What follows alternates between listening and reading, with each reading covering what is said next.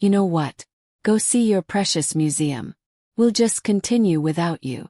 My son's words hit me like a physical blow, stealing my breath as we stood in Abido's picturesque main square. Medieval Portuguese town with its whitewashed buildings and cobblestone streets suddenly felt alien and threatening rather than charming. Nathan, you can't be serious. I stammered, searching my son's face for any hint that this was a poorly conceived joke. We're in a foreign country. I don't speak Portuguese. Don't even know the name of our next hotel. Mom, you've been complaining this entire trip, he replied, not quite meeting my eyes. Nothing we do is good enough. The hotels are too modern. The schedule is too rushed. We're not seeing the real Portugal. I just suggested we might visit this small museum I read about, I said, my voice smaller than I intended. It wouldn't take more than an hour. An hour? We don't have a lease, my daughter-in-law interjected. She stood beside our rental car, designer sunglasses perched on her perfect nose, scrolling through her phone with deliberate disinterest. We have reservations at that coastal restaurant I told you about, the one with 10,000 Instagram tags. If we don't leave now, we'll miss our slot. God forbid we miss a photo opportunity, I muttered, immediately regretting the comment when I saw Nathan's expression harden. Exactly what I'm talking about, Mom. The constant passive-aggressive remarks. Elise has spent weeks planning this itinerary, and you've done nothing but criticize. The unfairness of his statement stung like a slap. Had been nothing but grateful for the invitation to join them in Europe. A dream I'd put off for decades while raising Nathan. Alone after his father left while working 2 jobs to put him through college while supporting his early career with babysitting his children whenever called upon. Even after David, my second husband, passed away 3 years ago, I'd focused on being helpful, unobtrusive, appreciative, but something in me, something new and unfamiliar, refused to accept this characterization. That's not true, and you know it, I said, standing straighter. Despite the weight of my 67 years, I've been accommodating every step of this trip.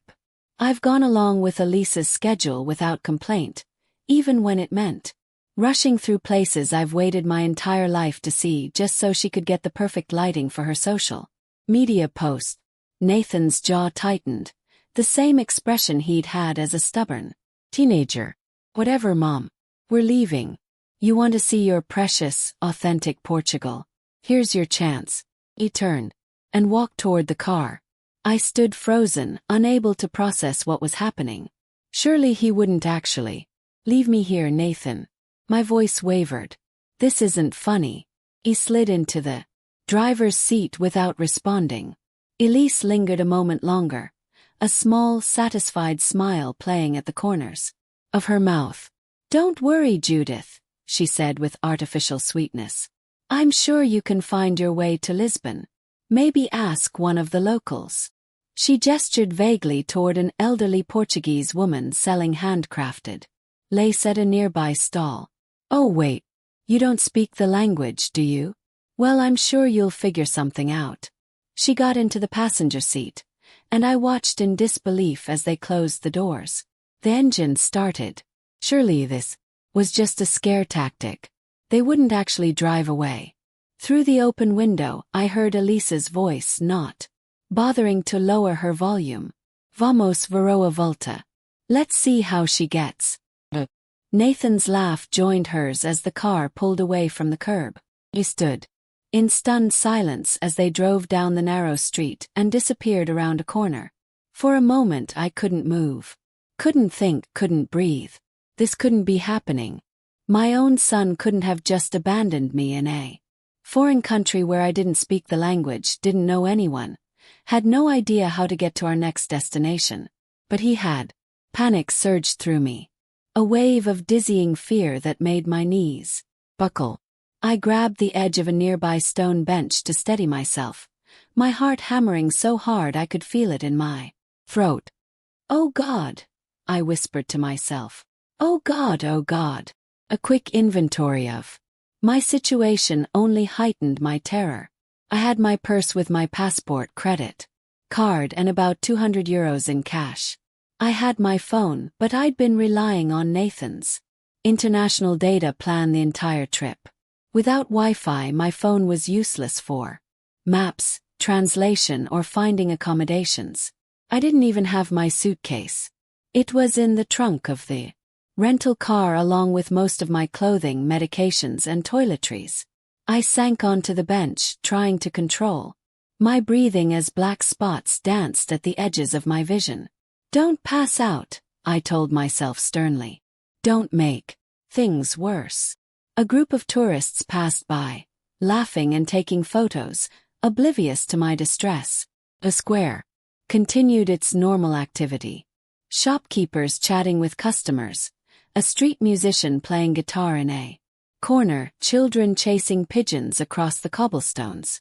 The ordinariness of the scene contrasted sharply with the crisis engulfing me. What do I do now? The question looped in my mind, unanswerable and overwhelming. I pulled out my phone with trembling hands, hoping against hope that maybe, just maybe, I could connect to some public Wi-Fi. The screen showed no service, no data, no connection to the outside world. I could call Nathan, but my phone couldn't make international calls. Without a data connection. A text message appeared on my screen sent just before they'd driven out of range. When you're done being difficult, let us know and we'll tell you how to get to Lisbon. The casual cruelty of it brought tears to my eyes. I was not being difficult. I was a 67-year-old woman who had simply wanted to visit a museum instead of rushing to another Instagram-worthy location. And for that I'd been abandoned in a strange town where I couldn't even ask for help. I looked around the square, truly seeing it for the first time through my fear. It was mid-afternoon, the sun still high and warm. The town was small. Could probably walk its entirety in less than an hour. Surely there would be a hotel, a police station, someone who spoke English. With effort I forced myself to stand, to take a deep breath, to think logically through my panic. The first step was finding someone who could help me, someone who spoke English, a hotel concierge perhaps, or a tour guide. As I gathered my courage to approach one of the shopkeepers, my eye caught a small sign in a cafe window. Free Wi-Fi, a lifeline. If I could get online, I could find accommodations, look up transportation options, maybe even book a taxi to take me to Lisbon. I walked to the cafe on unsteady legs, pushing open the door with more force than necessary. Inside, the space was cool and dim after the bright sunlight, the air fragrant with coffee and pastries. A few tables were occupied by tourists and locals, most staring at their phones or engaged in quiet conversation. Passo ajudar. The young man behind the counter greeted me with a smile. I'm sorry I don't speak Portuguese, I said, my voice thin with stress. Do you speak English? His smile faltered slightly. Little English. Yes. Wi-Fi. I pointed to the sign in the window. Password. Ah. SIM, he brightened. Understanding. He pointed to a chalkboard behind the counter where the Wi-Fi name and password were written. Thank you, I said, relief washing through me at this small victory. And coffee, please. Cafe, he confirmed. Espresso. I nodded, not caring what kind of coffee he brought as long as I could sit and use the Wi-Fi. I found a small table in the corner and fumbled with my phone, hands still shaking as I entered the password. Please work. Please work, I silently begged. The Wi-Fi connected. Another small victory. I could feel tears threatening again, this time from relief rather than fear. The barista brought my espresso, tiny and dark, in a white porcelain cup. I thanked him with what I hoped was a normal smile, not wanting to alarm him with my obvious distress. What? I had connection to the outside world, but what was my plan? Call Nathan and beg him to come back for me. Try to find my own way to Lisbon. Look for a hotel here in Abados for the night. Each option seemed impossible in its own way. The humiliation of calling Nathan after he'd so deliberately abandoned me was almost unbearable to contemplate.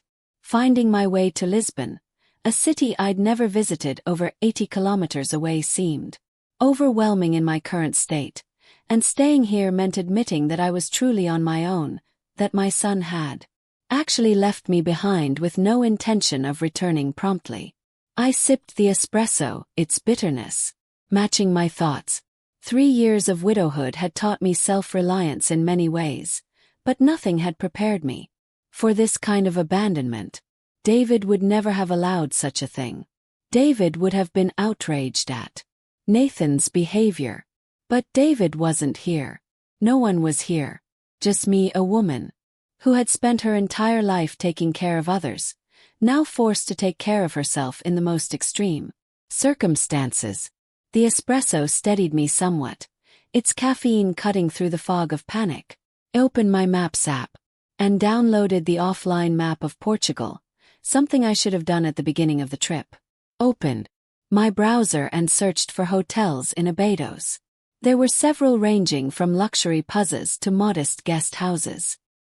I scrolled through the options. A notification appeared on my screen. Text from Nathan. Don't be ridiculous. Just take a taxi to Lisbon. We'll pay for it when you get here. The dismissive tone ignited something new inside me. Not fear, not panic, but anger. Pure, clarifying anger. Fingers hovered over the keyboard as I considered my response. After a moment I typed, "I'm safe. Don't worry about me. Enjoy your Instagram dinner." Then I turned off notifications from both Nathan and Elise, set my phone down and took another sip of espresso. The bitter liquid tasted different now, like resolve, like the first decision I'd made for myself in a very long time. I would not be rushing to Lisbon today. I would not be begging my son to rescue me from a situation he had deliberately created. I would figure this out on my own. First hotel, I murmured to myself, scrolling through options again. Then food, then we'll see. The simple act of making a plan, of taking control of my situation instead of surrendering to panic, steadied me further. I was still afraid, still hurt, still alone in a foreign country. But I was no longer paralyzed by these facts.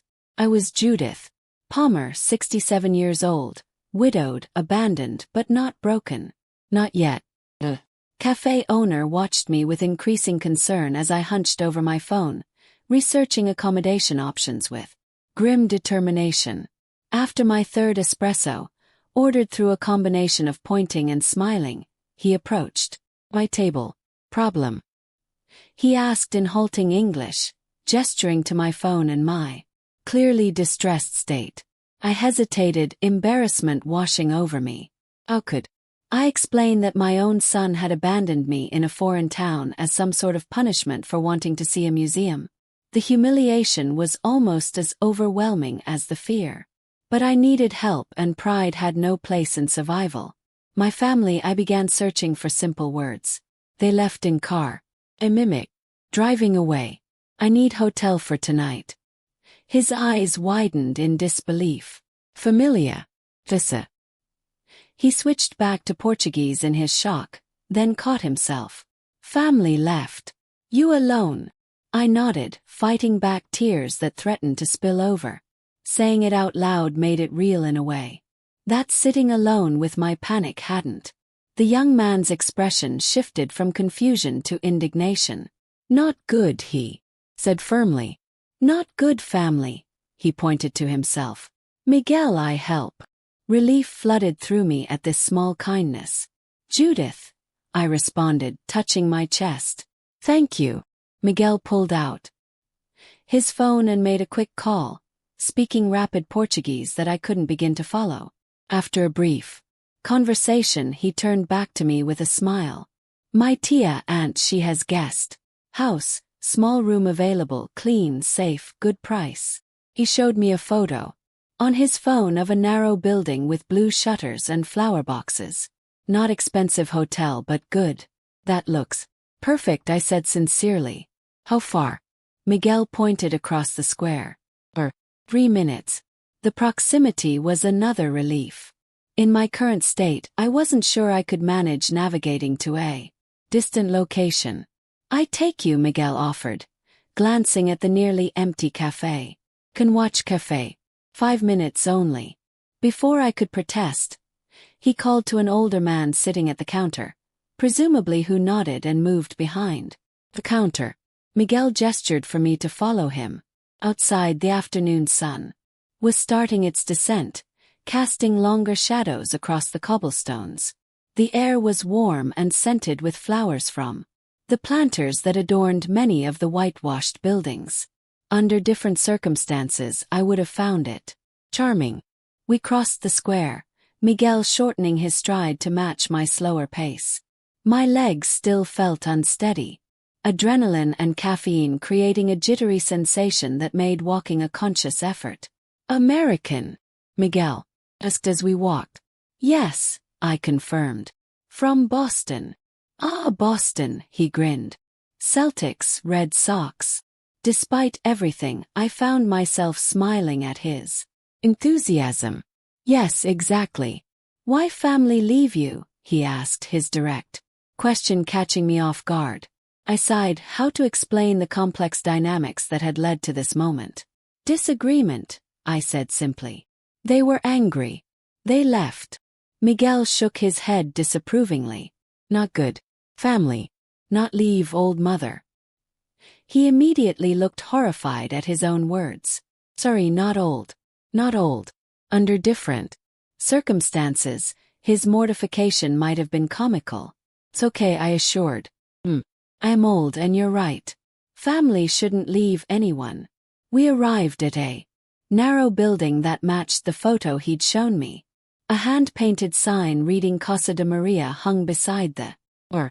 Miguel knocked and moments later the door was opened by a woman in her early 60s with salt and pepper hair, pulled back in a practical bun. She wore a simple blue dress with a white apron and had the same warm eyes as Miguel. "Tia Maria," Miguel said. "This is Judith from Boston." He added something in Portuguese, presumably explaining my situation. Maria's expression transformed from polite inquiry to outrage as Miguel spoke.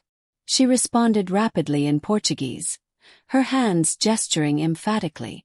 I caught the word familia several times, always accompanied by a disapproving shake of her head. "My aunt says, welcome." Miguel translated, considerably editing what had clearly been a much longer tirade. "She has room €60 with breakfast." It was more than I'd planned to spend on a night's accommodation when I'd budgeted for this trip, but given my circumstances, it seemed miraculous to have found anything at all.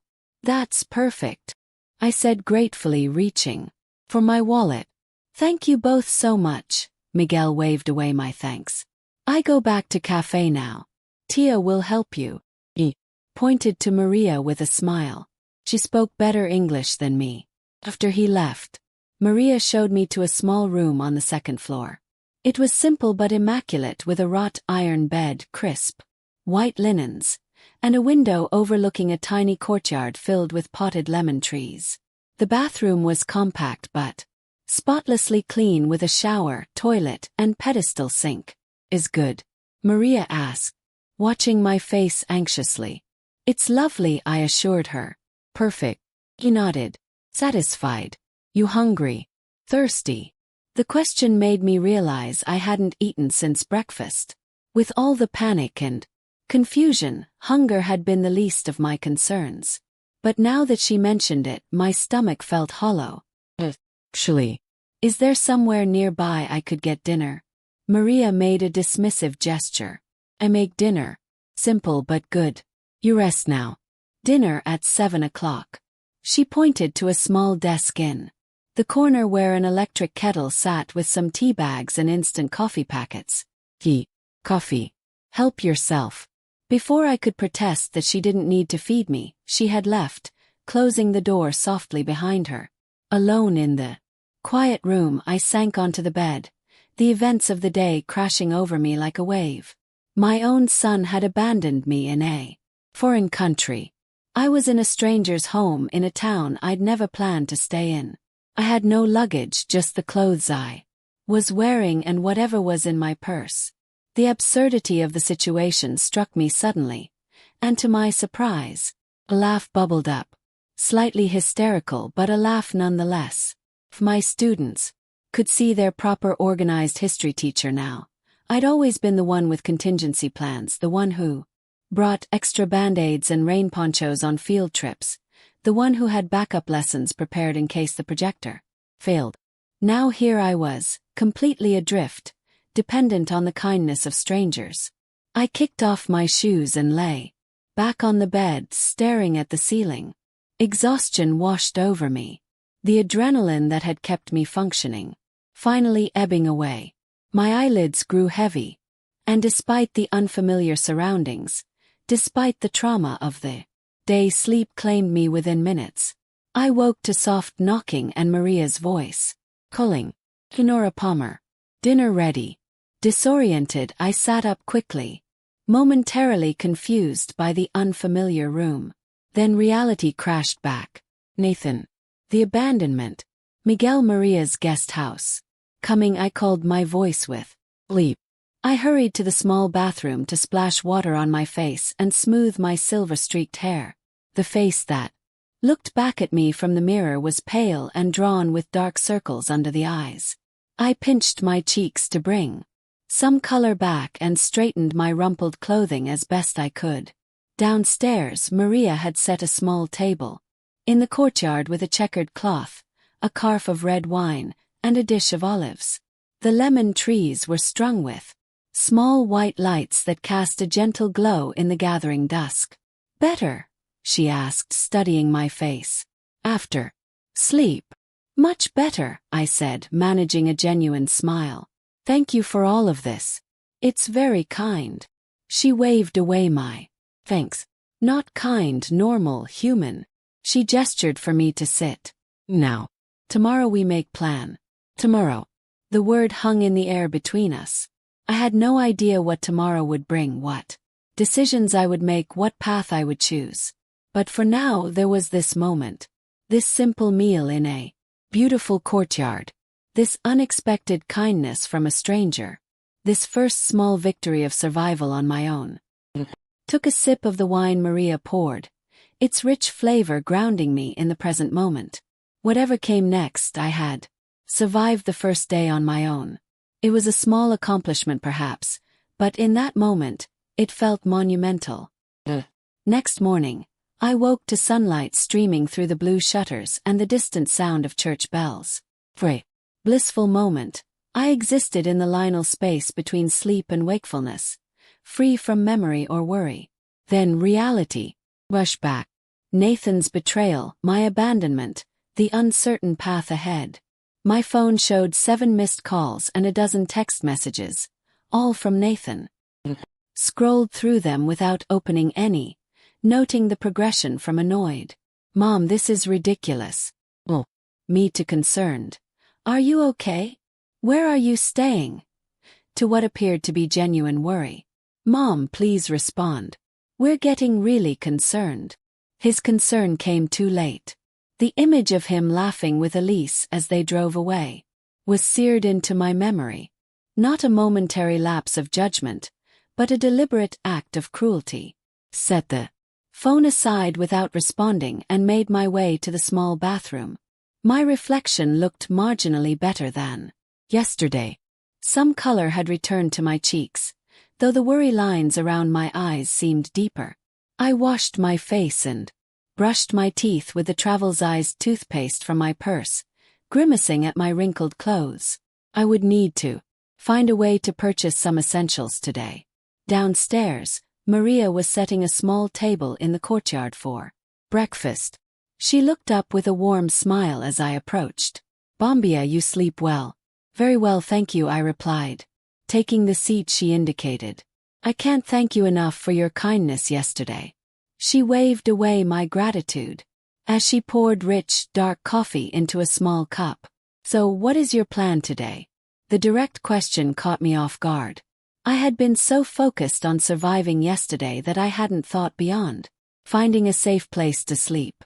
"I'm not sure," I admitted. "I need to buy some clothes and toiletries." My suitcase was in my son's car. Maria nodded thoughtfully. Abydos has few shops for tourists, but in ElderlyStrength, 15 minutes by bus, you find everything. Department stores, pharmacies. She studied my face.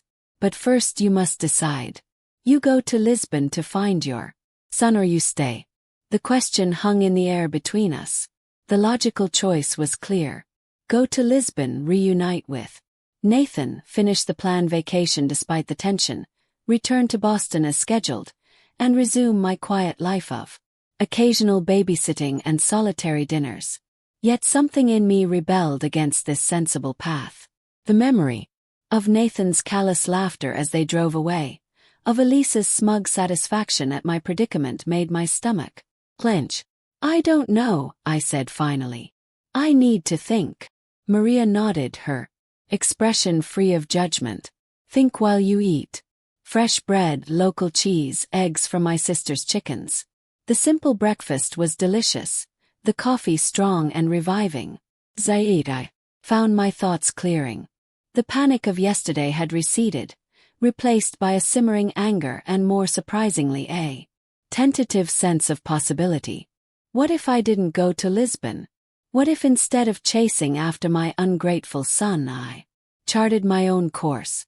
The idea was both terrifying and exhilarating. Had my passport, credit card and some cash. I was in good health.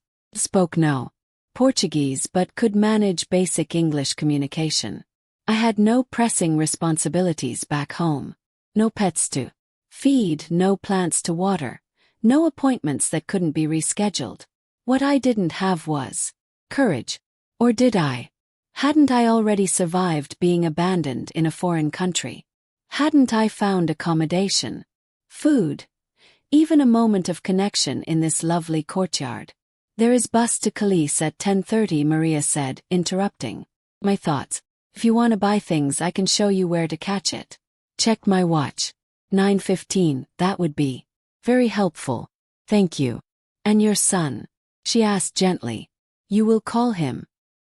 Sighed, the weight of maternal obligation pressing against my newfound resolve. I should at least let him know. I'm safe. Maria nodded approvingly. Let him worry a little. Not too much. Then decide what you want. What I want.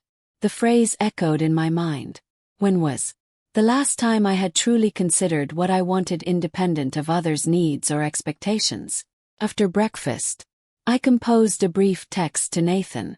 I am safe and have found accommodation in Abydos. Taking time to think about next steps. We'll be in touch. His response came immediately. Thank God. We were about to call the embassy. Where are you? Staying. We'll come get you right away. No apology, no acknowledgement of what they'd done. Just the assumption that I would fall back into line. Grateful for their rescue, I typed back. No need. I'm fine where I am. Then, after a moment's hesitation, I added, what you did was cruel and dangerous. I need some time. I turned off the phone before I could see his response, unwilling to let his reaction influence my next decisions. Maria walked me to the bus stop, pointing out landmarks along the way so I could find my way back. Bus returns every hour until 8 p.m., she explained. Last stop is in front of the market. You cannot miss it. The bus was nearly empty when it arrived. Just a few elderly locals and a young couple with backpacks who appeared to be Australian or New Zealand tourists. I paid the driver with cash, relieved that this simple transaction required no Portuguese on my part. As the bus wound its way through the Portuguese countryside, I pressed my forehead against the cool glass of the window, watching olive groves and vineyards pass. For the first time since Nathan had driven away, I felt something like peace settle over me. Not happiness exactly, but a curious lightness, the absence of obligations, of explanations, of accommodating others' preferences at the expense of my own. ElderlyStrength turned out to be a charming small city with a bustling central market and shops lining the main streets. I located a department store where I purchased 2 changes of clothes, underwear, and a small bag to carry them. At a pharmacy I found travel-sized toiletries and a few basic cosmetics.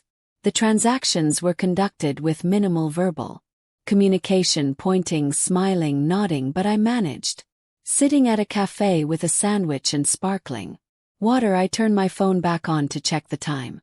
Nathan had called 4 more times and sent a barrage of texts, ranging from concerned to angry. "Mom, this isn't funny. We've contacted the hotel in Abodos. They haven't seen you. Are you trying to punish us? 'Cause it's working." Elise is upset. She says, "You're ruining the trip." The last one made me laugh out loud, drawing curious glances from nearby tables. Elise was upset. Elise, who had orchestrated my abandonment in a foreign town, who had laughed as they drove away, was upset that I wasn't falling in line with her perfect Instagram vacation. The absurdity of it all suddenly struck me with full force.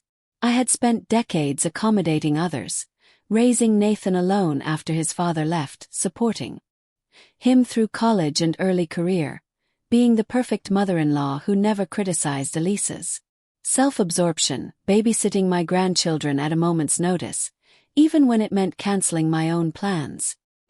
Had been the reliable one, the supportive one, the one who never made waves. And how had I been repaid? With abandonment, with cruelty disguised as a joke, with the expectation that I would meekly return to my assigned role after being taught my lesson. In that moment, sitting in a Portuguese cafe surrounded by strangers, something crystallized within me. A decision I hadn't consciously made, but that had been forming since the moment Nathan drove away. I wasn't going back. Not to Lisbon, not to the suffocating dynamic with Nathan and Elise, not to the life of careful accommodation I'd been living. I had no clear plan, no particular destination in mind. But for the first time in decades, I had something more precious: the freedom to choose my own path. I paid for my lunch and made my way back to the bus stop, my new purchases swinging in a bag at my head.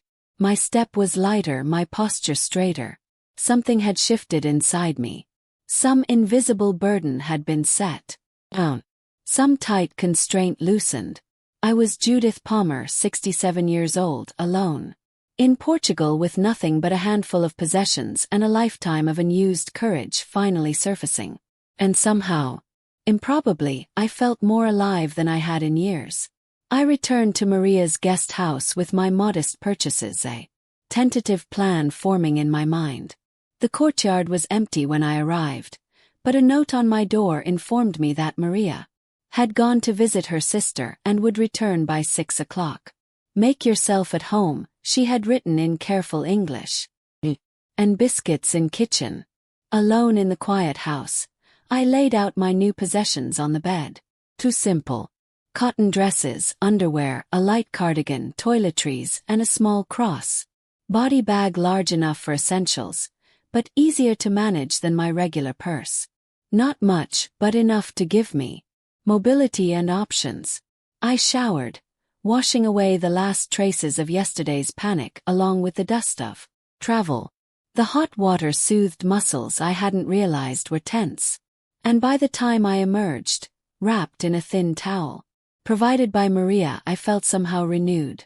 Not just physically clean but mentally clearer. Dressed in one of my new purchases, a knee-length blue dress with a subtle pattern, I sat by the window and finally turned my attention to the question I'd been avoiding. What next? I pulled out my phone and opened the browser, searching for information that might help me make a decision. Train schedules in Portugal average. Hotel costs in various cities. Common phrases in Portuguese. Basic maps of the region. The more I researched, the more my tentative idea solidified into something like a plan. Not returning to Nathan didn't necessarily mean staying in Abidos. Portugal was a small country with an efficient train system. Could go anywhere. Porto, Coimbra, the Algarve. Places I'd read about but never expected to visit independently. Or I could leave Portugal entirely. Spain was just a train ride away. So was France. All of Europe lay before me, accessible in ways I'd never considered. But one destination kept drawing my attention. Italy, specifically Tuscany. Taught about the Renaissance for decades, showing my students slides of Florence, Siena, and the hill towns of the Tuscan countryside. I described the art, architecture, and history of a place I'd never seen with my own eyes. The irony wasn't lost on me.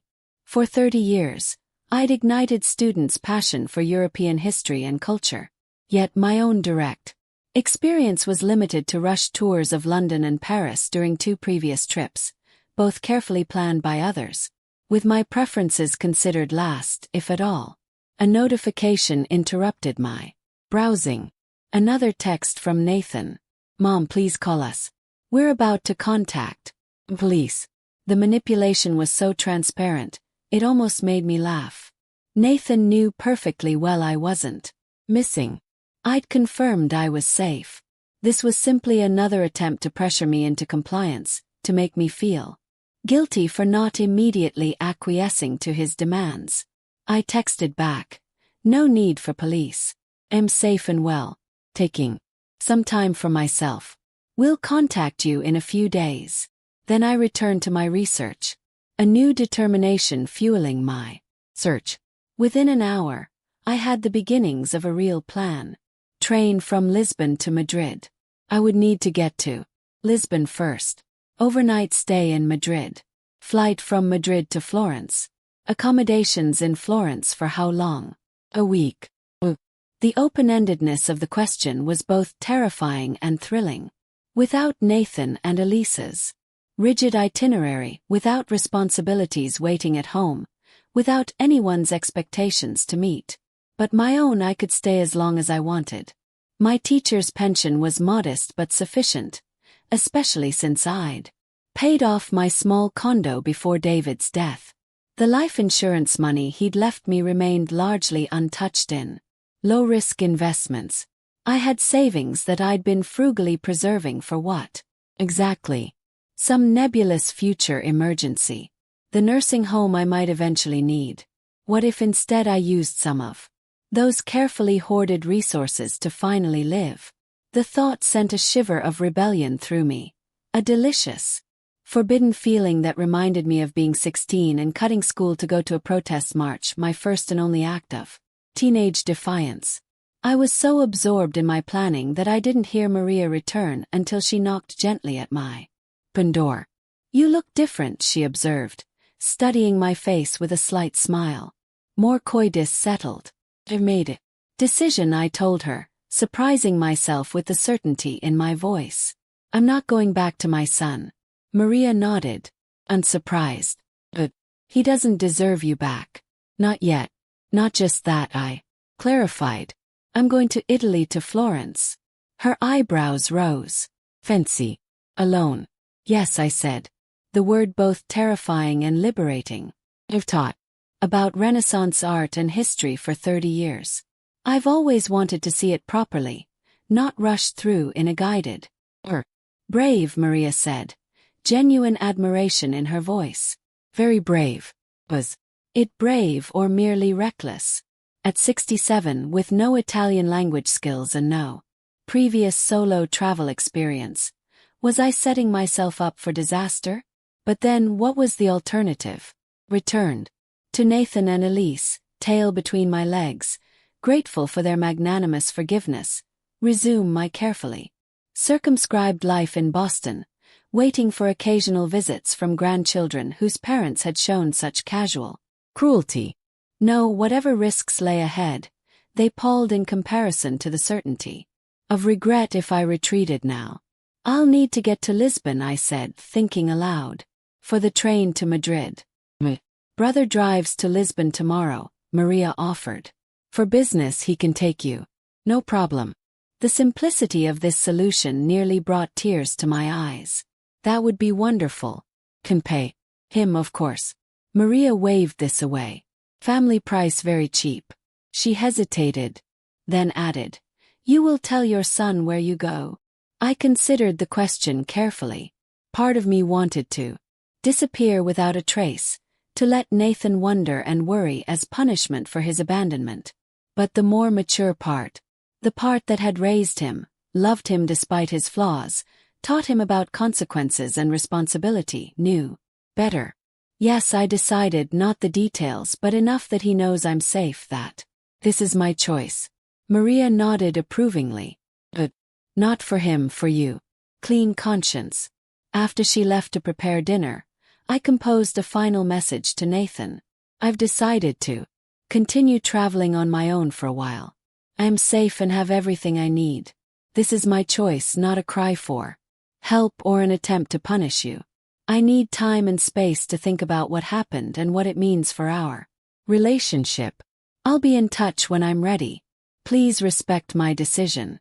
I hesitated over the send button.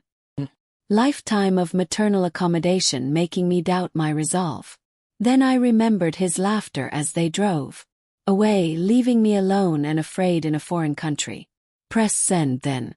Turned off notifications from both Nathan and Elise. Whatever guilt-inducing, manipulative responses they might send, I didn't need to see them. Not now, when my newfound courage felt so fragile, so tentative. That evening, I joined Maria and her brother Joan for dinner in the courtyard. A simple meal of grilled fish, roasted vegetables, and local wine was more satisfying than any of the expensive restaurants Nathan and Elise had chosen for our authentic Portuguese experience. A barrel-chested man in his early 70s, with a booming laugh and twinkling eyes, agreed readily to drive me to Lisbon the next day. I leave at 8:30, he said in accented but clear English. Perfect. Time to avoid traffic. You will be in Lisbon before lunch. As darkness fell and the small white lights strung among the lemon trees cast a gentle glow over the courtyard, I felt a curious sense of peace settle over me. Tomorrow I would leave this unexpected sanctuary. Tomorrow I would truly strike out on my own. But tonight, surrounded by the kindness of strangers who had become something like friends, I allowed myself to simply be present, to enjoy the food, the wine, the warm night air, the gentle conversation that flowed around and included me despite our language differences.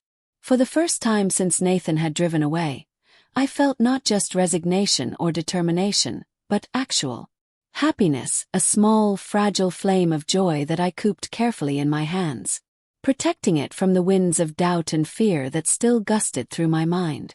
I was leaving tomorrow, not returning but departing, a distinction that felt profoundly meaningful as I sipped my wine and listened to the night sounds of abados filtering through the ancient stone walls. The morning dawned clear and warm, a perfect late spring day in Portugal. I'd slept surprisingly well, my decision to forge ahead on my own apparently agreeing with my subconscious, even as occasional doubts still flickered through my waking mind. Maria had prepared a simple breakfast that we shared in the courtyard: strong coffee, fresh bread, local cheese, and slices of perfectly ripe melon. John arrived as we were finishing, declining coffee, but accepting a glass of fresh orange juice. Ready for adventure? He asked me with a wink as he helped carry my modest possessions to his car. Well-maintained older model Peugeot parked on a side street near the guest house. As ready as I'll ever be, I replied, surprised to find it was true. The paralyzing fear of 2 days ago had receded, replaced by a nervous excitement I hadn't felt in decades. Saying goodbye to Maria was unexpectedly emotional. This woman who had been a stranger just 48 hours ago had become something like a friend, a lifeline. Thrown when I was drowning in panic and uncertainty. Obrigada, I said, using one of the few Portuguese words I'd learned for everything. Dinatada, she replied, embracing me warmly. You will be fine. You are stronger than you know. Jono navigated the narrow streets of Abados. I looked back at the medieval walls that had witnessed my abandonment and subsequent rebirth. In just 2 days, this small town had transformed from the site of my humiliation to the launching pad for an adventure I'd never imagined possible. Where in Lisbon you go? Dwee asked as we joined the main highway, heading south. The train station, Santa Apollonia, I told him. I'd booked a ticket on the overnight train to Madrid. departing at 9:30 that evening. The long gap between our arrival in Lisbon and my train's departure would give me time to explore the city at my own pace. No rushing from one photo opportunity to the next. No checking my watch to ensure I wasn't holding everyone up. You take train. Joan nodded approvingly. Good way to see country. Where you go? Madrid first, then Florence, I explained. Fancy, his face lit up. Beautiful city. Many years ago, I visit with my wife before she died. Sorry, I said automatically. About your wife, he shrugged. Acceptance evident in the gesture. 10 years now. Life continue. He glanced at me. You also lose husband. 3 years ago, I confirmed. Heart attack. Dwan nodded. A moment of understanding passing between us. That peculiar fellowship of those who have watched loved ones slip away, who have rebuilt lives around absences. And now new adventure, he said, his tone lightening. Never too late. Yes, I agreed. Simple affirmation feeling like a promise to myself. Never too late. The drive to Lisbon took just under 2 hours, during which Jerome proved to be excellent company, pointing out landmarks, sharing stories about growing up in Portugal during the dictatorship, asking thoughtful questions about my life in Boston. Unlike the stilted, careful conversations I'd grown accustomed to since David's death, where friends and family seemed afraid to say the wrong thing to remind me of my loss, this exchange flowed naturally, touching on grief but not dwelling there. When we reached the train station, Joe insisted on helping me inside and making sure I understood where to store my bag and how to find my platform later.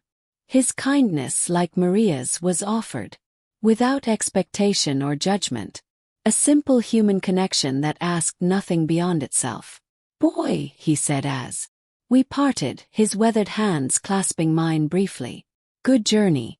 Thank you, I replied, meaning it in ways that went beyond the ride he'd provided for everything. After he left, I stored my small bag in a locker and set out to explore Lisbon with no particular agenda beyond absorbing the city at my own. The freedom was intoxicating. I wandered narrow streets in the Alhama district, pausing whenever something caught my eye, an elaborately tiled facade, a small shop selling handcrafted items, a cafe with a view that demanded lingering. At one such cafe perched on a hill with the Tagus River glittering below, I ordered espresso and a pastry, then pulled out my phone for the first time that day. I turned notifications back on, curious despite myself about Nathan's response to my declaration of independence. There were several messages, their tone evolving from anger. This is incredibly selfish, Mom. To concern, are you really okay on your own? To something approaching contrition. I know what we did was wrong, but please don't punish us like this. The latest sent just an hour ago seemed almost resigned. At least tell us where you're going so we know you're safe. I considered my response carefully. Part of me still bristled at his assumption that I couldn't manage on my own, that my decision to travel independently was about punishing him rather than reclaiming my autonomy. The maternal instinct to reassure, to protect from worry remained strong despite everything. Finally I typed, I'm in Lisbon today. Then traveling to other European destinations I've always wanted to see properly. I'm fine. Making friends, figuring things out. Enjoying the freedom to explore at my own pace. This isn't about punishment. It's about finally doing something for myself after decades of putting everyone else first.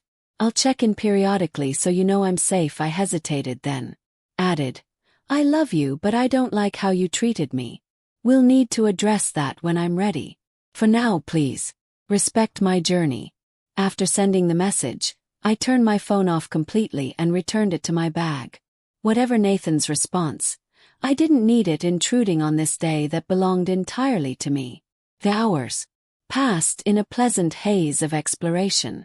I visited the cathedral, wandered through the Prazedocio, and found a small restaurant for a leisurely lunch of grilled sardines and Vigno Verde. No one rushed me, No one complained that I was spending too long admiring a particular view or architectural detail. No one checked the time with pointed sighs or scrolled impatiently through their phone while waiting for me to finish my meal.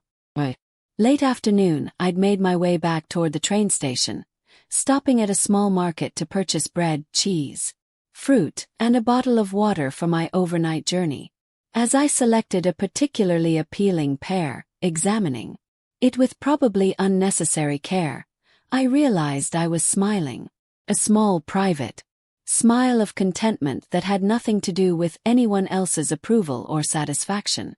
This, I thought, is what freedom feels like. At the station, I retrieved my bag and found my platform.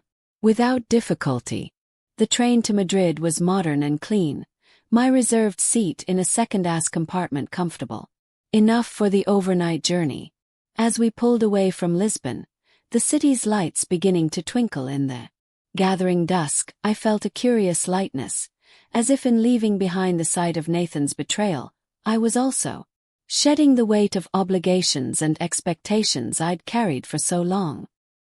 Elderly Portuguese woman across from me smiled and offered a package of cookies. Para aim, she said, miming eating. For journey, obrigada, I replied, accepting one with a smile. As the train gathered speed, carrying me toward Madrid and then Florence, and who knew what other destinations might follow, I savored the simple cookie and the even simpler kindness of its offering. My journey had just begun, but already I was discovering a world more generous, more accessible than I had dared to imagine in my careful, circumscribed life. The countryside slipped past in deepening shadows, Portugal receding behind me with each click of the rails. Ahead lay Spain, Italy, and the unwritten story of who Judith Palmer might become when she finally, belatedly, claimed the right to her own adventure. Madrid arrived in a blur of early morning light and the hustle of commuters at Atocha station. I'd slept surprisingly well on the train, lulled by the rhythmic clacking of wheels on rails and the gentle rocking of the carriage. Now disembarking with my small bag and rumpled clothes, I felt a curious blend of exhaustion and exhilaration. I navigated the station with relative ease, following signs to the metro and purchasing a ticket with my rudimentary Spanish, another language I'd taught about but never properly learned. The ticket agent's rapid-fire response lost me completely, but his pointing finger provided sufficient direction. My flight to Florence wasn't until late afternoon, giving me several hours to explore Madrid. Found a café near the station for breakfast, ordering café con leche tostada with more confidence than I felt. When the waiter responded with a barrage of Spanish, I simply smiled and nodded, ending up with exactly what I'd wanted, plus a small glass of fresh orange juice. Small victories, I thought, sipping the perfectly made coffee. 2 days ago, ordering in a foreign cafe would have seemed an insurmountable challenge. It was merely the first of many small hurdles I would clear on this journey. After breakfast, I stored my bag in a station locker and set out to explore. With no agenda beyond absorbing the city, I wandered from the grandeur of Plaza Mayor to the elegant gardens of Rio Park, pausing whenever something caught my interest. Purchased a small sketchbook in pencil from a stationery shop, surprising myself by sitting on a park bench and attempting to capture the scene before me. Children playing near a fountain, elderly men engaged in animated conversation, a young couple lost in each other's eyes. The drawing was amateurish at best, but the act of creating it, of truly seeing my surroundings rather than merely glancing at them, felt profoundly satisfying. When had I last drawn anything? Not since college, certainly, where I'd taken art history courses that required visual analysis through sketching. Somewhere along the way, that small pleasure had been set aside, deemed frivolous or time-consuming in a life increasingly defined by efficiency and obligation. Muy bonito, commented an elderly man who paused near my bench, nodding toward my sketch. Gracias, I replied, feeling my cheeks warm at the unexpected attention. No muy bueno. He shook his head, disagreeing with my self-deprecation. Es honesto, he said, tapping his heart. From here, not here. He pointed to his eyes, then made a motion like a camera. I understood his meaning immediately, that my simple sketch, however technically imperfect, contained something authentic that a mere photograph might miss. The observation touched me deeply, validating not just my amateur drawing, but in some way this entire improbable journey. By mid-afternoon I made my way back to the station, retrieved my bag, and took the metro to the airport. The process of checking in, navigating security, and finding my gate proceeded without incident. Further evidence that I was more capable than Nathan or I myself had given me credit for. The flight to Florence was brief, just over 2 hours, but as the plane began its descent, my heart rate accelerated with a mixture of anticipation and apprehension. This was it. The city I'd taught about for decades. The epicenter of Renaissance art and architecture. The place whose history I knew intimately, but whose reality I had never experienced. And I was arriving alone, without reservations beyond the first 2 nights at a small hotel I'd booked from Madrid, without a guided tour or a detailed itinerary, without even a command of the language beyond a handful of phrases gleaned from an app I'd downloaded in the airport. What was I thinking? The question reverberated as I collected my bag and followed signs toward ground transportation. The exhaustion of travel was catching up with me along with a rising tide of self-doubt. I was 67 years old alone in a foreign country where I didn't speak the language with no concrete plans beyond a couple of nights' accommodation. Was this adventure or merely foolishness? Sonora, you need taxi. The question came from a middle-aged man in a neatly pressed uniform standing near the exit with a clipboard. Yes, please, I replied, relief washing over me at this small assistance. Hut. Alessandra on Borgo Santi Apostoli. He nodded, making a note on his clipboard. Very good hotel in historic center. Follow me, please.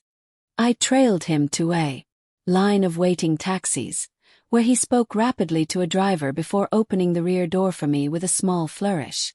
Enjoy Fens Sonora, most beautiful city in world. The drive from Florence's small airport to the historic center took about 25 minutes, during which I pressed my face to the window like an eager child, drinking in my first glimpses of the city I described to countless students over the years. The late afternoon light bathed ancient buildings in a golden glow that softened their edges and heightened their majesty. When we crossed the Arno River, the iconic Ponte visible just downstream, tears sprang unexpectedly to my eyes. I was here. I was actually here, seeing with my own eyes what I'd only known through photographs and art history texts. The taxi navigated increasingly narrow streets before stopping in front of a modest entrance with a small brass plaque reading, Hot. Alessandra. The driver helped me with my bag and pointed to an intercom beside the door. Ring for reception, he explained. They send elevator for you. I thanked him, paid the fare, plus a small tip, and watched as he drove away, leaving me standing alone on a Florentine street as the evening shadows lengthened. For a moment panic threatened, the same overwhelming fear I'd felt when Nathan drove away in Portugal. But I breathed deeply and pressed the intercom button. Bura Hotel Alessandra. A cheerful female voice responded. Hello, I said. Have a reservation. Judith Palmer. Sonora Palmer. Yes, we expect you. Come up, please. A buzzer sounded and I pushed open the heavy door to find a tiny elevator. Really just a converted dumb waiter waiting to carry me to the hotel lobby on the 3rd floor. The ancient contraption creaked alarmingly as it ascended, but delivered me safely to a reception area that was as warm and welcoming as it was modest. Benvenuta Ahrens greeted a smiling young woman behind the desk. Welcome to Florence, Sonora Palmer. We're very happy to have you with us. The genuine warmth in her welcome brought another unexpected wave of emotion. I was tired, disoriented, still questioning my own judgment in embarking on this journey. But I was here in Florence, being welcomed as if my arrival was not merely expected, but celebrated. "Thank you," I managed, blinking back tears. "I'm very happy to be here." After checking in, I was shown to a small but charming room with a window overlooking a narrow street. The furnishings were simple. A double bed with a row iron frame, a small desk, a wardrobe, an ensuite bathroom barely large enough to turn around in, but everything was immaculately clean and thoughtfully arranged.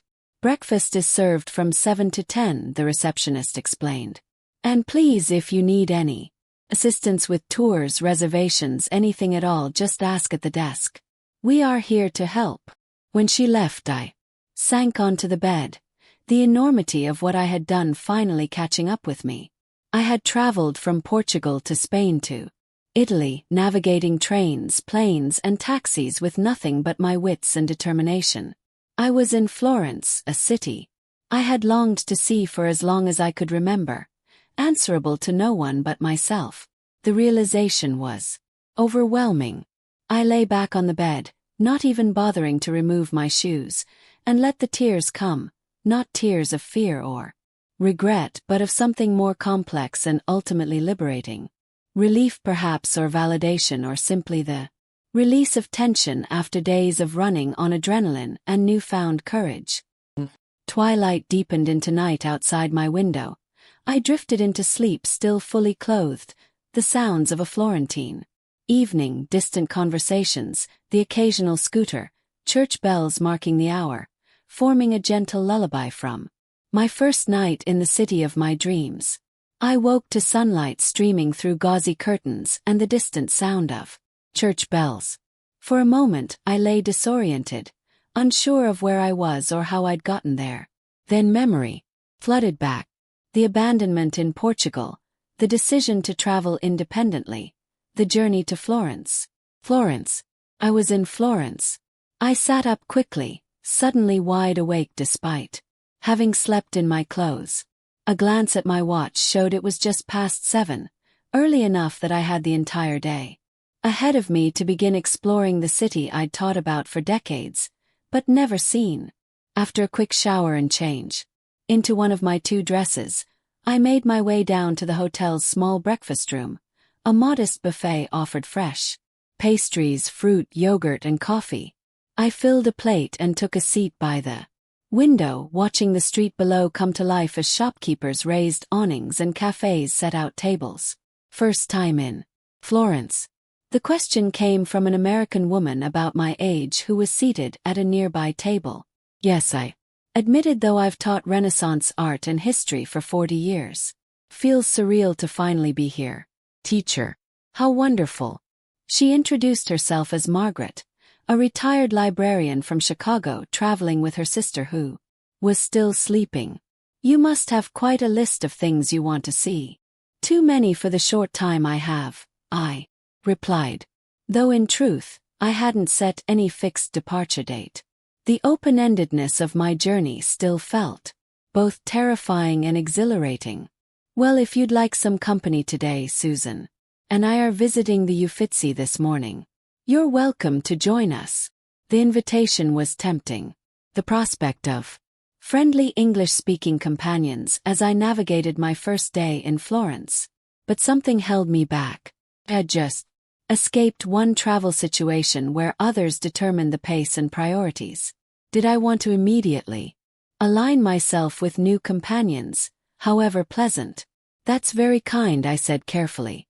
"But I think I need to experience this first day on my own. Maybe another time."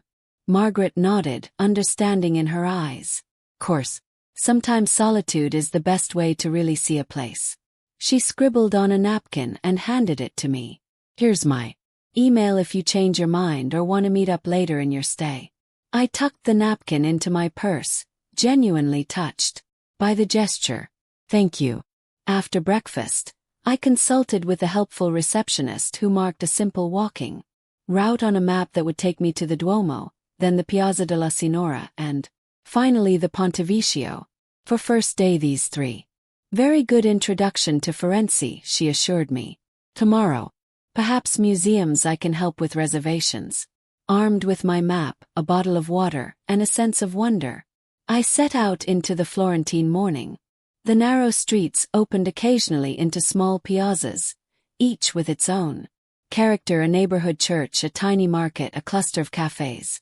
A walk, slowly absorbing details I would have missed if rushed.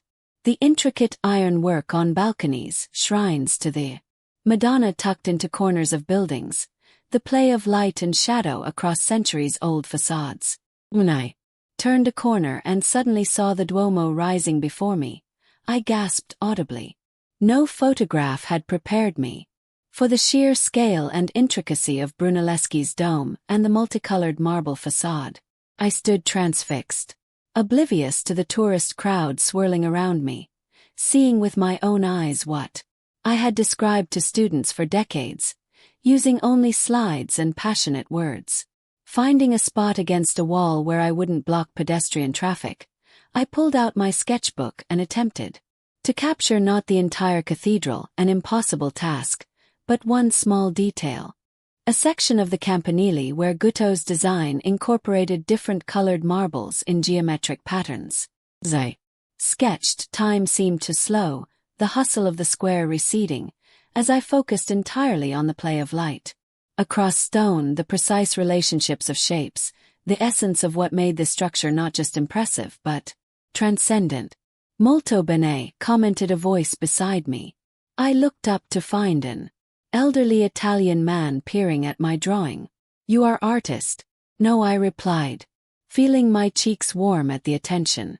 Just a tourist, but I taught art history for many years. His face lit with understanding. You see, with educated eye, not just taking photo like he mimicked. The rapid-fire clicking of a camera and hurried movement making me laugh. Exactly. I agreed. I want to really see, not just look. He nodded approvingly. This is right way to know for slow. Attento with heart, not just eyes. He tapped his chest, then his forehead. Enjoy my city, Sonora. She has much to tell you. As he walked away, I realized I was smiling. A deep, genuine smile that felt unfamiliar on my face. When had I last felt this kind of pure, uncomplicated joy, this sense of being exactly where I should be, doing exactly what I wanted to do? Continued my exploration, moving from the Duomo to the Piazza della Signoria, where copies of famous sculptures, including Michelangelo's David, stood in the open air, much as they had during the Renaissance. I sat at a cafe on the edge of the square, ordering an espresso and a small pastry, content to simply observe the flow of life in this historic space. My phone buzzed in my purse. The first time I'd thought to check it since arriving in Florence. Several messages from Nathan showed on the screen, their tone evolving from anger to concern to something approaching contrition. Mom, this has gone far enough. Tell us where you are. We're worried about you. This isn't like you. Please just let us know you're safe. I'm sorry for what happened in Portugal.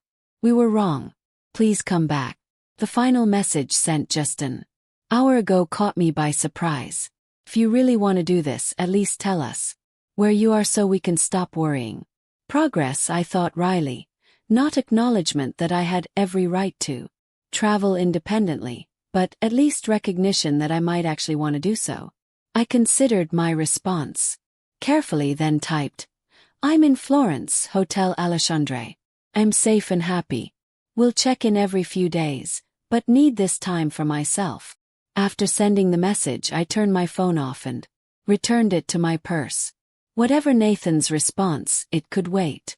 This day, this perfect sun-drenched Florentine day, belonged to me alone.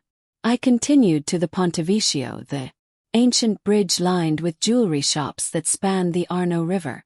Leaning against the stone railing at the center of the bridge, I gazed at the water flowing beneath, at the buildings lining the river banks, at the distant hills beyond the city. A sense of profound contentment washed over me. Not happiness exactly, which seemed too active an emotion, but a deep, quiet joy that felt like coming home to myself after a long absence. In that moment, standing on a bridge that had witnessed centuries of human drama, I understood with sudden clarity why I had needed this journey.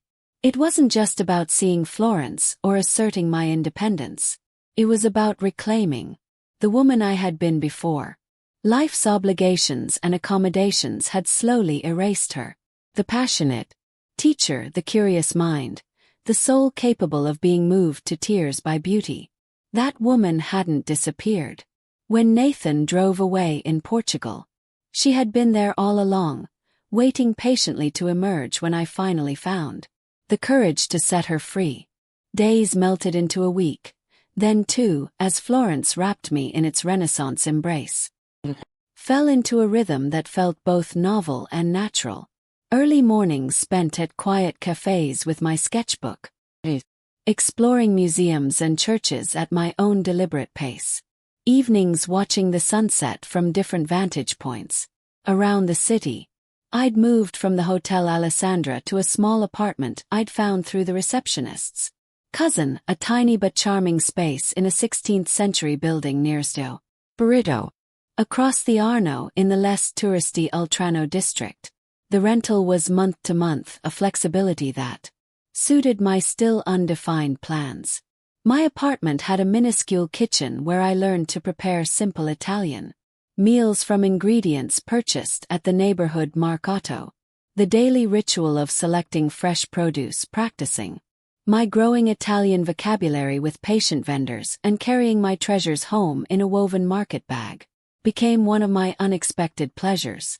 I'd settled into a pattern of checking my phone every few days, sending brief updates to Nathan, still in Florence, visited the Uitity today, all is well, and occasionally responding to Susan's increasingly infrequent inquiries about when I might return to Boston. The urgency of these communications had diminished as weeks passed, and it became clear that I was neither in danger nor having a nervous breakdown, just choosing a different path than expected. On this particular morning, a Tuesday in late June, warm but not yet oppressively hot, I had settled at my favorite cafe in the small piazza near my apartment. The owner, Giorgio, greeted me by name and brought my usual order without being asked. Caffè macchiato and small cornetto. Buongiorno Sonora Judith, he said, setting down my breakfast with a flourish. Beautiful. Yes, bellissimo. I agreed, my accent still terrible but my vocabulary expanding daily. I opened my sketchbook to a fresh page, intending to capture the ancient wellhead in the center of the piazza when a voice spoke from nearby. You have improved since the Duomo. I looked up to find the elderly Italian man who had commented on my drawing that first day in Florence. He stood beside my table, leaning slightly on a walking stick, his eyes twinkling with recognition.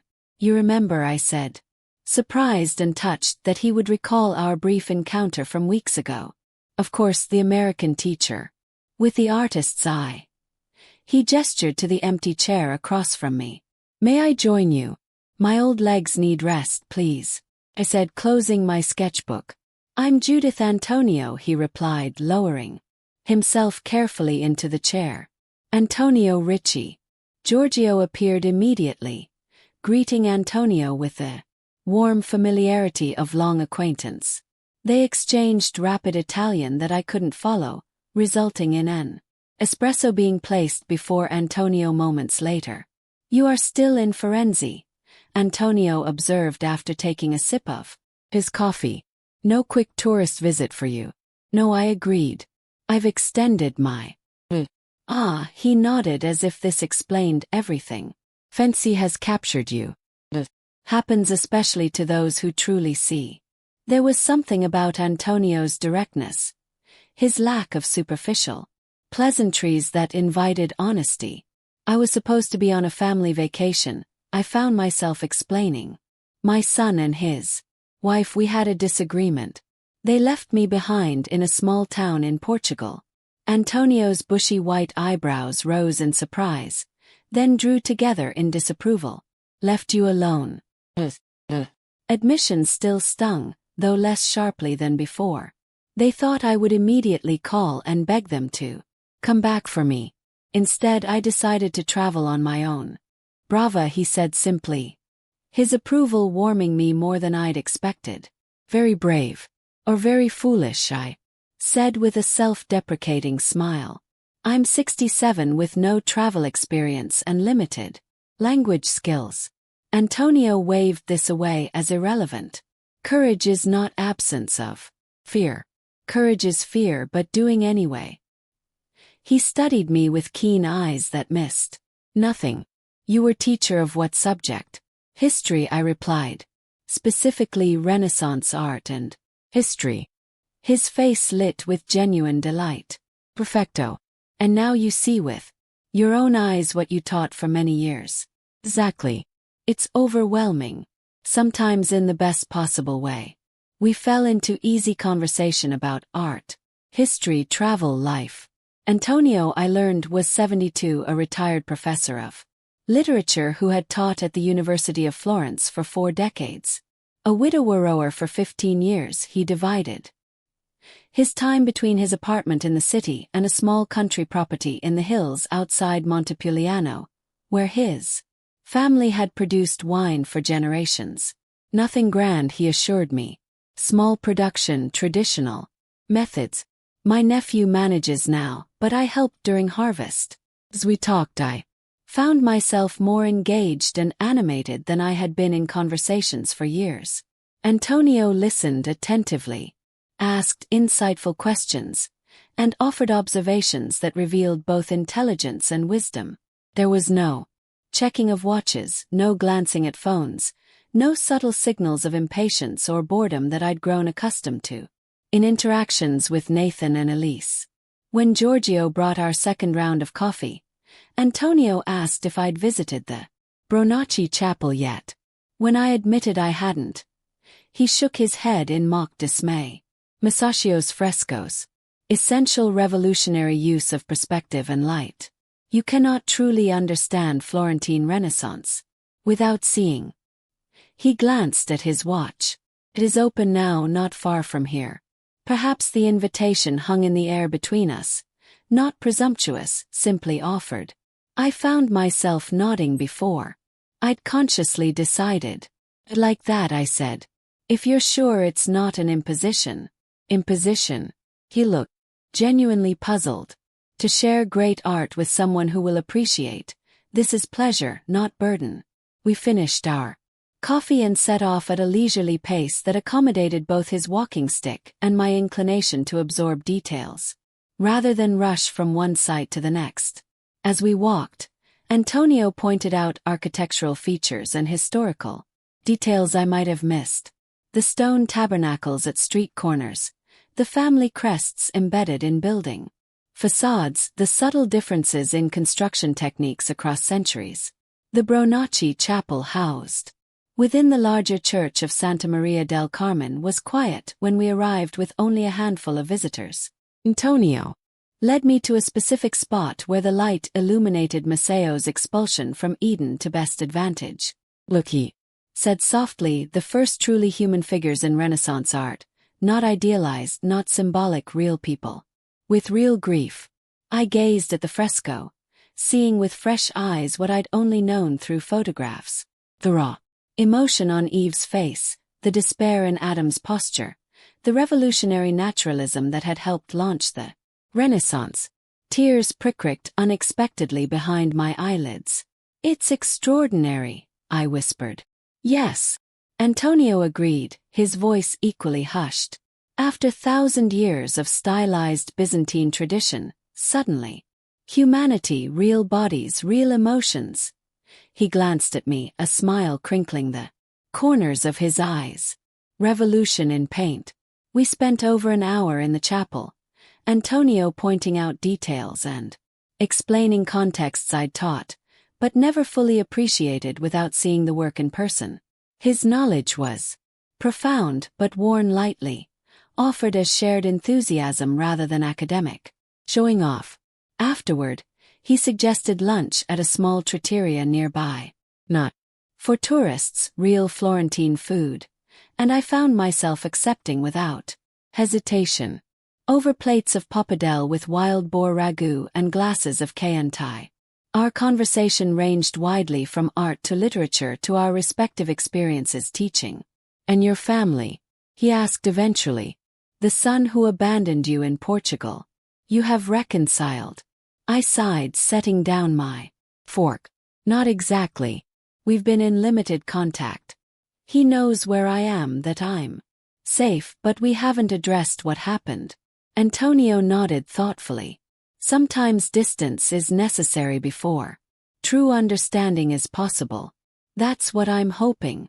I admitted I needed to find myself again before I could face him without simply falling back into old patterns. "And have you found yourself?"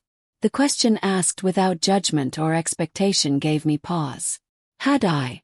These weeks in Florence had certainly awakened parts of me long dormant. My passion for art and history, my capacity for solitude, my ability to navigate unfamiliar circumstances. But was that the same as truly finding myself? Not sure, I said honestly. I think I'm still in the process. Antonio smiled. Warm expression that transformed his weathered face.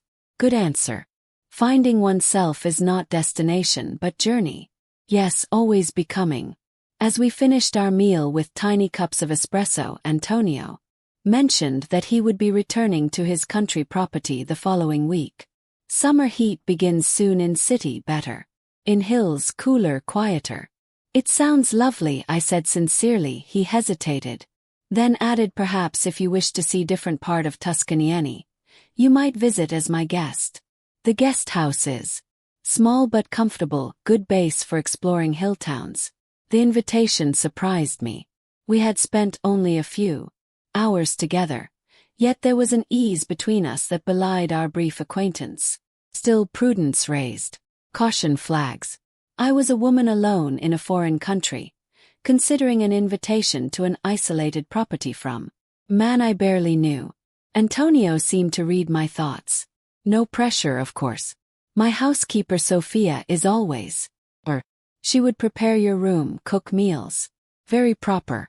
His eyes twinkled. Am old professor, not dangerous man. I found myself smiling at his directness.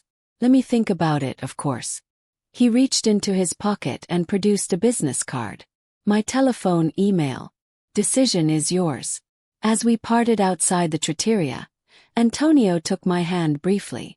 Thank you for sharing Maceo with me today. Seeing great art through fresh eyes is gift. Thank you for showing me, I replied. Your insights made it so much more meaningful.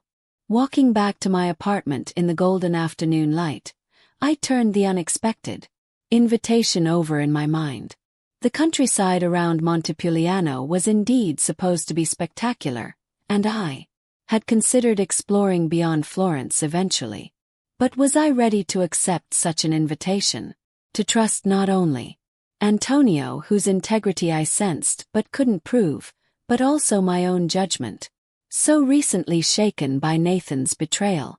I slipped Antonio's card into my purse, neither accepting nor rejecting the possibility it represented. Like so much on this journey, the decision didn't need to be made immediately. I could sit with it, consider it from all angles, and choose based on what I truly wanted. A luxury I was still growing accustomed to after decades of accommodating others' preferences and needs before my own. For now, I had Maceo's revolutionary fresco filling my mind, a delicious meal, satisfying my body, and the warm memory of conversation with a kindred spirit lightening my heart. It was more than enough for one remarkable day in my still unfolding renaissance. The next week passed in a pleasant blur of museum visits, leisurely walks, and increasingly confident interactions in my limited but growing Italian. Morning I woke to sunlight filtering through my apartment's shutters and the distant sounds of Florence coming to life. Church bells, delivery trucks, conversations drifting up from the street below. Antonio's invitation lingered in my thoughts, neither dismissed nor accepted. I found myself weighing the possibilities from all angles. The countryside would be a welcome respite from the growing summer heat and increasing tourist crowds in Florence. Montepulciano and the surrounding hill towns were on my list of places to visit. The presence of a housekeeper alleviated safety concerns. But beneath these practical considerations lay deeper questions. Was I ready to accept hospitality from someone who was still essentially a stranger? Did I trust my own judgment? After the shock of Nathan's betrayal had so recently undermined my confidence. And was there something more to this invitation? Not romance exactly, but the potential for a connection I wasn't sure I was prepared to navigate. On a particularly warm morning, I took my coffee to the tiny balcony overlooking the street, Antonio's business card in hand. The elegant simplicity of the cream-colored card with its embossed lettering seemed to reflect the man himself, refined without pretension, traditional yet unpretentious. My phone buzzed inside the apartment. The distinctive pattern I'd assigned to Nathan's calls, I sighed, setting down my coffee to retrieve it. Our communications had settled into a pattern. Brief text updates from me every few days. Occasional calls from him that I sometimes answered, sometimes didn't, depending on my emotional reserves. Today I decided to answer. Hello, Nathan. His voice held equal parts relief and weariness. I was beginning to think you were avoiding my calls. Sometimes I am, I admitted, a frankness that would have been impossible before Portugal. Sometimes I need space. He was silent a moment, absorbing this uncharacteristic directness. How are you? He finally asked, his tone softer. Well, very well actually. I returned to the balcony, phone in hand. Florence agrees with me. You've been there almost a month now. An edge of judgment crept into his voice. Don't you think it's time to what? I interrupted. Surprising us both. Time to come home. Time to return to my proper place. Time to pretend nothing happened. Another silence, longer this time. When he spoke again, his voice had lost its certainty. I was going to say, time to let us know your plans, but I hear how that sounds now. Progress, I thought. Small but real. I don't have specific plans, Nathan. I watched an elderly Italian woman carefully selecting tomatoes at the small grocery across the street. The mundane scene suddenly precious in its ordinariness. That's part of what I'm enjoying. The freedom to decide day by day what I want to do. That doesn't sound like you, he said, a hint of accusation in his tone. Maybe it doesn't sound like the mother you knew, I acknowledged. But perhaps it sounds exactly like the woman I really am or am becoming. Mom, he hesitated, clearly struggling. What happened in Portugal, Elise and we were wrong. We've talked about it a lot since then. It was cruel and dangerous, and I'm deeply ashamed. The apology, however belated, washed over me like cool water. I hadn't realized how much I'd needed to hear these words until they were finally spoken. Thank you for saying that, I said quietly. It means a great deal to me. I want to make it right, he continued. Tell me how to make it right. The simplicity of his request touched me, but I recognized the pattern. Nathan, wanting a clear path to absolution, a defined task that would restore the status quo and relieve his guilt. Not that simple, I told him gently. What happened in Portugal revealed something fundamental about our relationship. About how you see me and how I've allowed myself to be seen that can't be fixed with a single gesture or apology. Then what do you want from me? A flash of the old impatience colored his question. Time, I said simply. Base to figure out who I am apart from being your mother. And eventually, when I'm ready, a conversation about building a new relationship based on mutual respect rather than obligation and accommodation. And when will that be? He pressed. When will you be ready? I don't know yet, I admitted. But I will come home, Nathan. Just not yet. After we hung up, I sat on the balcony for a long time, turning our conversation over in my mind. Nathan's apology had been genuine, I believed. But his expectation that we could quickly resolve 3 decades of unhealthy dynamics revealed how much work still lay ahead. My gaze fell on Antonio's card, still in my hand. Perhaps what I needed now was not a return to the familiar, but a further step into the unknown, not running away from the past, but moving deliberately toward a future of my own choosing. Decision made.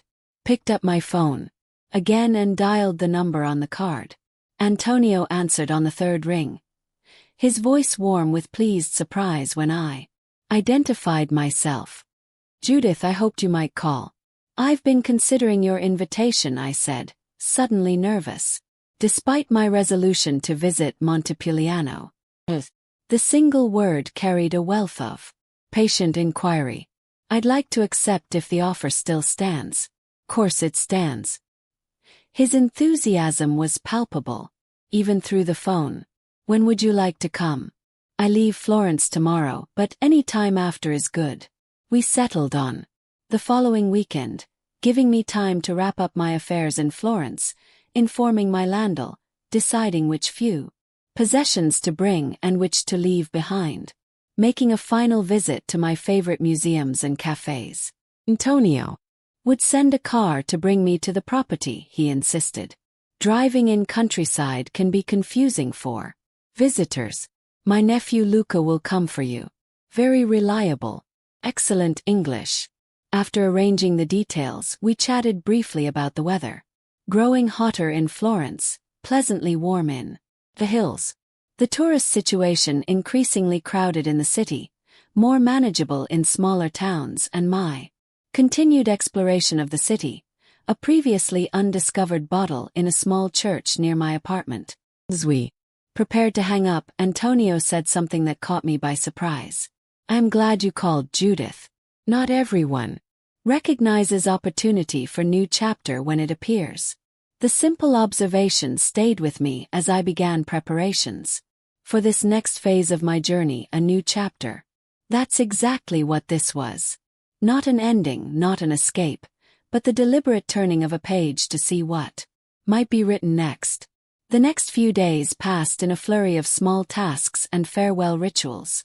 I had coffee one last time with Giorgio, who insisted on gifting me a small bag of his special roast for morning coffee and countryside, he explained with a wink. "So you don't forget Fancy." I visited my favorite museums for final lingering looks at works that had become like friends. Botticelli's Birth of Venus, Michelangelo's David, Fra Angelico's serene Annunciation frescoes. In each case, I allowed myself to simply absorb their beauty without the pressure to memorize or analyze that had characterized my first visits. On my last evening in Florence, I walked to the Piazzale Michelangelo, climbing the steps to the panoramic terrace that offered sweeping views of the city.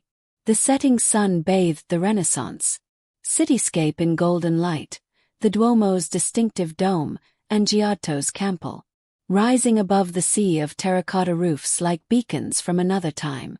As I gazed at the city that had sheltered and transformed me, I felt a profound sense of gratitude wash over me. Had arrived in Florence, broken and uncertain, still reeling from betrayal and abandonment. Would leave whole and resolute, not because Florence had healed me, but because it had provided the space and beauty in which I could heal myself. I sent a final text to Nathan before going to bed that night. "Moving on to the Tuscan countryside for a while. We'll have limited cell service, but we'll check messages every few days. Liz." "Well." His response came quickly. "Countryside sounds nice. Stay safe. Miss you." Louis gave me pause. Nathan speaking for himself and Elise assuming a unity of feeling that I doubted existed. But I appreciated the sentiment nonetheless. The acknowledgement that my absence left a space in their lives, however inconvenient or uncomfortable. In the morning I packed my few belongings into the small bag I'd purchased in Madrid what felt like a lifetime ago. Looking around the tiny apartment that had been my home for nearly a month, I felt a bittersweet pang of departure. But unlike my hurried exit from Portugal. This leaving was deliberate, chosen, part of a journey rather than an escape.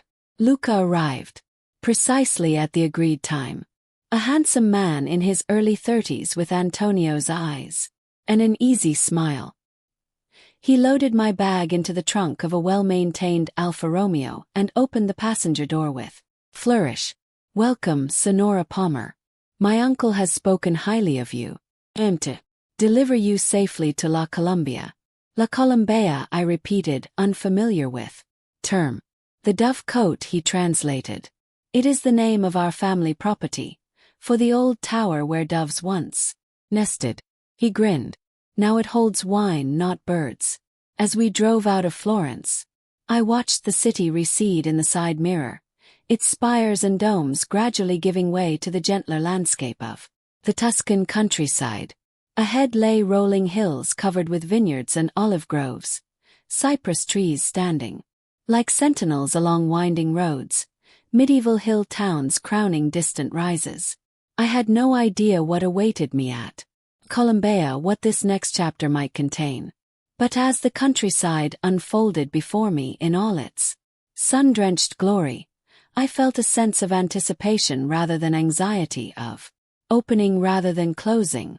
Whatever came next, I would meet it as this new version of myself, a woman who had discovered at 67 that it was never too late to begin again. The drive from Florence to Montepulciano took just under 2 hours, winding through the heart of Tuscany on roads that alternated between modern highways and narrow country lanes.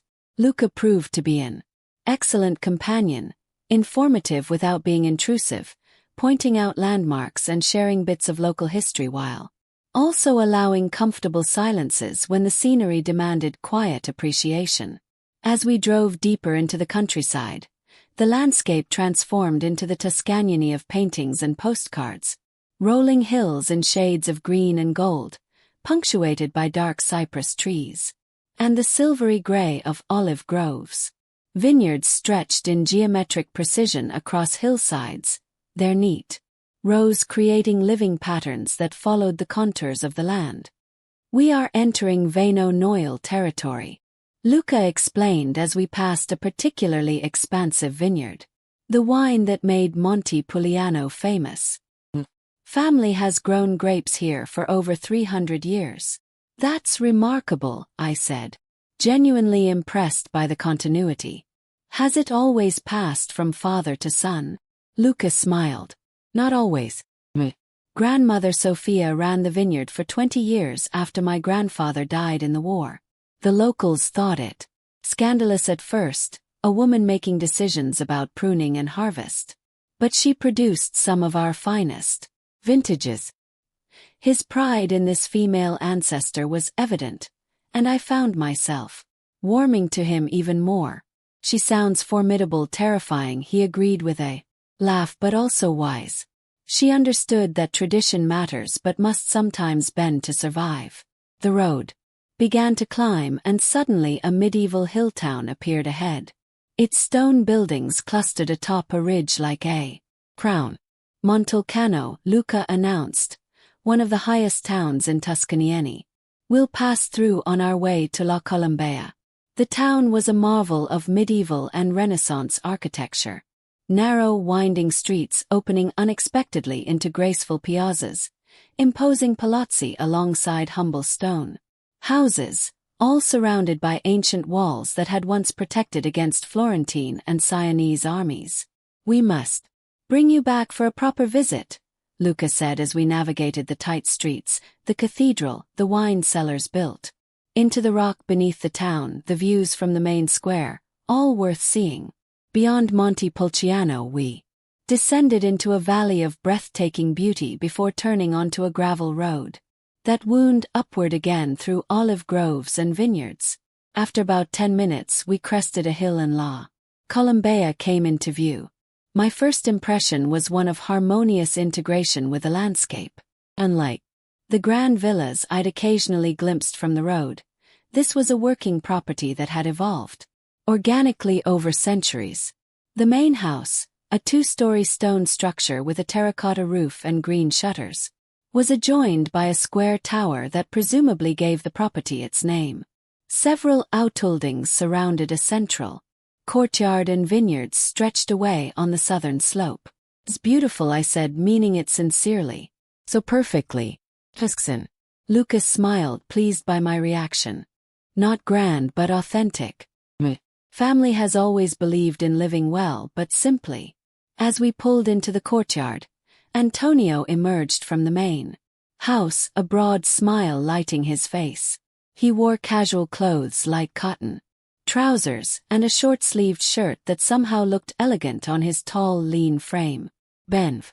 Cola," he called, approaching as Luca helped me from the car. "Welcome to our home." "Thank you for having me," I replied, suddenly shy. Despite our previous meetings in Florence, this felt different, more personal, more consequential.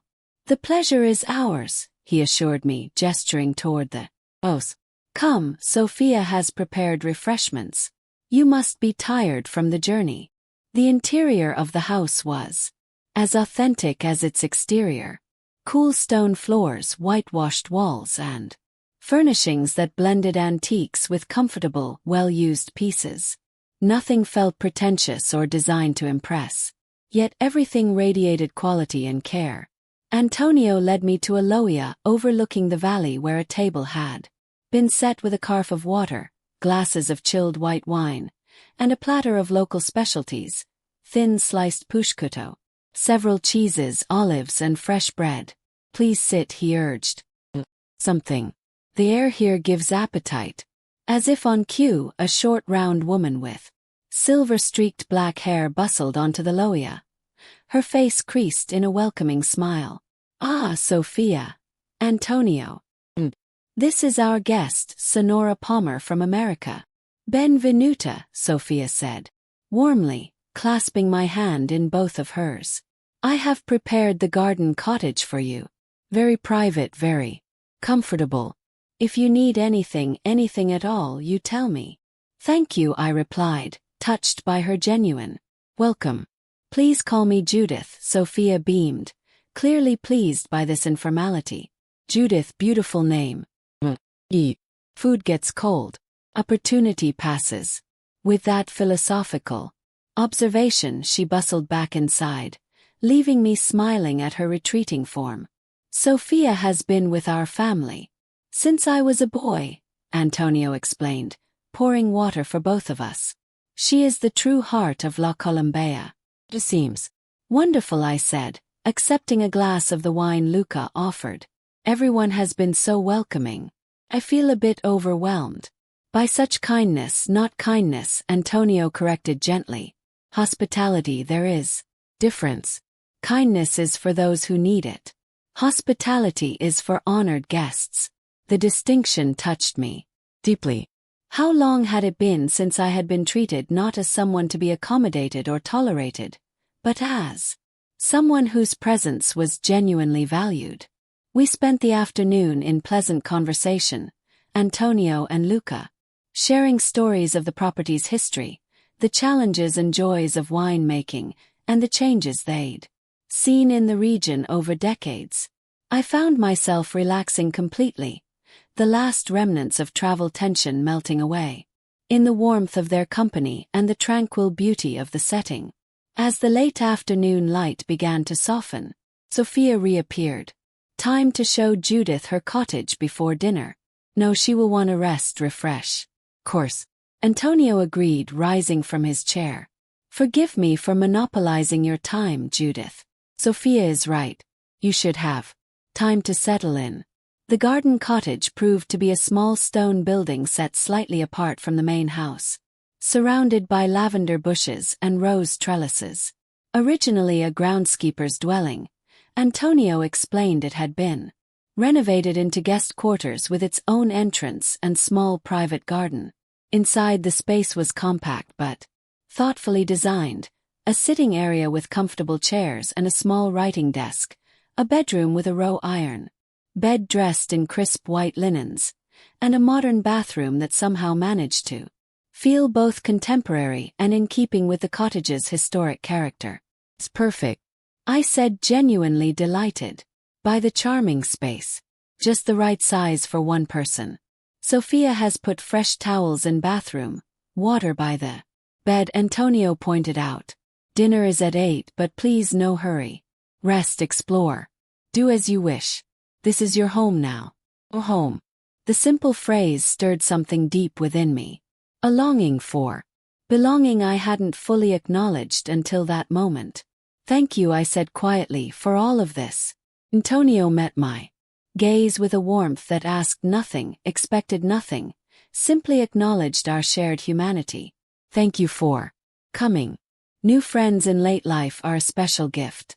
After he left, I unpacked my few possessions, placing them carefully in the ancient wooden wardrobe that occupied one wall of the bedroom. My clothes looked pitifully few in the spacious interior, a visual reminder of how lightly I was traveling through this unexpected chapter of my life. I stepped outside into the small private garden, breathing deeply of air scented with lavender and roses. The view from this spot was breathtaking. Rolling hills stretching to distant mountains. Vineyards catching the late afternoon light. A medieval church tower visible on a far ridge.